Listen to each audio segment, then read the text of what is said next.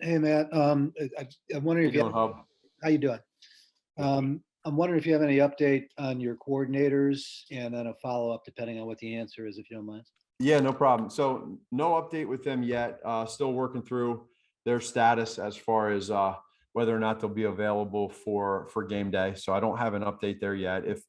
If they're able to and they're able to follow the protocol and whatever all the rules that they have for coming back, they'll be there and we'll be excited. And if not, then for the all three coordinators, we'll continue to have plan A, B, and C accordingly. So that's what we've been working through all week long. If Bill is unable to go, is your thought to take the play calling back yourself, or would Flip get a shot at that, or what are you thinking?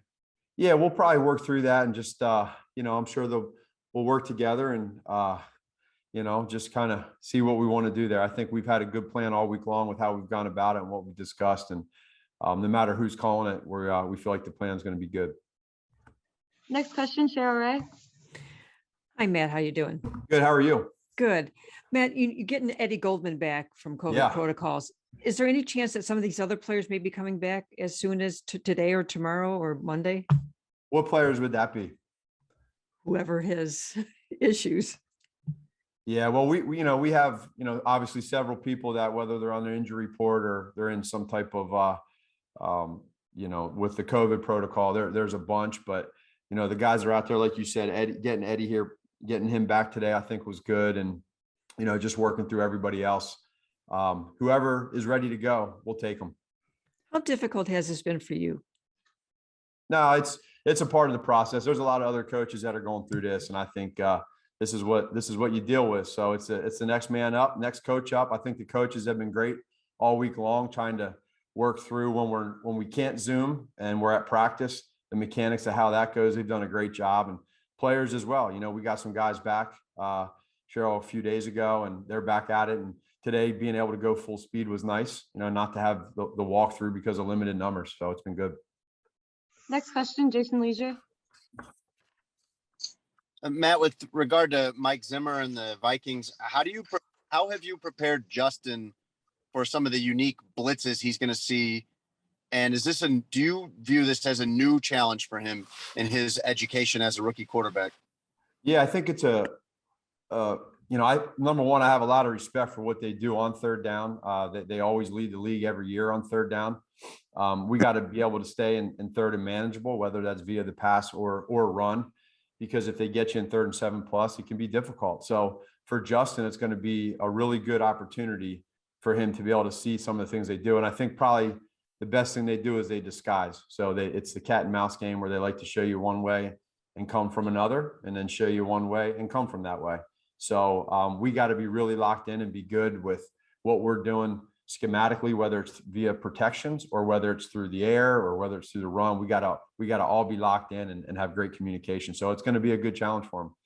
Matt, you guys see that twice a year, but Fields has never faced them. I mean, do you view this as a kind of a new study, a new course for him? Yeah, I mean, he's seen some good stuff this year. And I really think, like, through the film study, what Flip has going on with them and watching film, Flip is extremely passionate about blitz ID protections and every week, regardless of who the coordinator is. So Justin's seen some defenses that like to bring it. He's seen some that are a little calmer. And this one here, when they get in certain situations, they're going to attack you. So it'll be good for him. Next question, Andy Seligman. Yeah, Matt, along those lines, I mean, when it comes to identifying the blitzes, what sets the Vikings apart from other teams? What makes them so tough, particularly on a rookie? Yeah, they bring it from one side and come from the other, and they bring it from one side and come from that side. Next question, Mark Potash.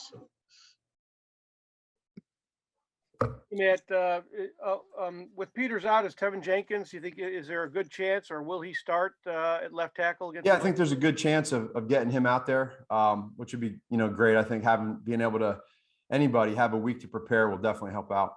How much of your expectations of him is based on what you saw against the Packers and having to kind of help him out, or him just being better with a kind of a full week or more time to prepare?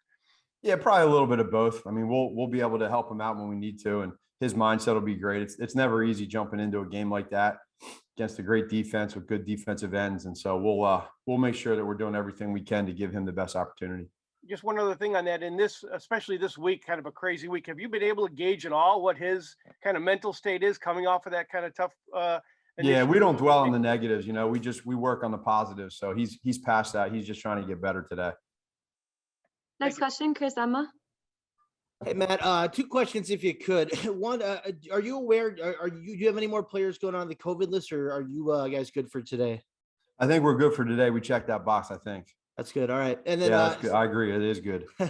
And then second unrelated question, these final 4 games, what kind of things do you want to see in particular to Justin's development, and where is he in terms of reading, processing defenses, and understanding kind of what he needs to do in terms of decision-making? Yeah, he's doing well. We want the game to slow down for him on defense, make good decisions. His attitude's been phenomenal. He's got an extremely bright future. Rely on your teammates to help you out when you can, make plays when you're able to. And, you end up, learning every day. It's not going to be roses every day. There's going to be some times where it's not real great, but he's so mentally tough that it makes things a lot easier. That's for sure. 2 more. Next question, Hub. Matt, the Vikings have the second best pass rush in the league, actually behind you guys, but they're basically bottom 5 in almost every other category. It's kind of curious. You ever see anything like that? What kind of challenges does that present attacking it? You know what, Hub? It's similar to the Ravens. They gave up a lot of yards, but they're really good situational. So red zone, third down was Baltimore, and these guys right now, you can see what they are on third down. They're top 5, and so again, the way that they scheme for you on third down, it's not something that's just this year. This is something that's been a long time for Coach Zimmer, even before he got to Minnesota. That's been stuff that he's done schematically. So the other part of this too is you run into a defense. If you all remember the last couple of years, is he had a defense there of players that played together. They had, I think, for the longest time there, they had the most consecutive snaps playing together, so they know where to go and communicate. They lost that a little bit last year, and now they're getting back to getting guys back. So that combination makes them difficult. The other stuff, I mean, the things they do sack wise and the way they create pressure, and again, they make it difficult because you got to be great on third down. So that's going to be a huge focus for us and for everybody really as you go through this game. We got to be good on first and second. Last question, Jason Leisure. Matt, you started the week with so much uncertainty as far as your roster goes. You had Thursday, the start of practice, you guys could have had 20 guys out with illness on top of injuries that are a normal part of the game. Do you feel better about where things stand now than you did at the start of the practice week? Yeah, for sure. And that's, we would have practiced full speed if we had more guys, but we couldn't take that risk, with limited guys, and it's a trickle down effect. So we had to make sure that we didn't tax the players that were playing. And then I think it's good news that we're able to get a lot of guys back that weren't there on a couple of days ago to be able to come back and give us numbers. And then today we were able to get a good red zone day in and get full speed, which is good for the guys. Has it been a tense week for you every day, just kind of bracing yourself for who's going to be out starting today? No, it's every day is there's always something new, and that's a part of life in the NFL, as a leader and what you do. So we got to make sure that it can try to break you down, but you got to stay positive and you expect the unexpected, and you deal with it, full steam ahead, and you stay positive and you roll. Great. Thank you, Coach. All right. Thank you.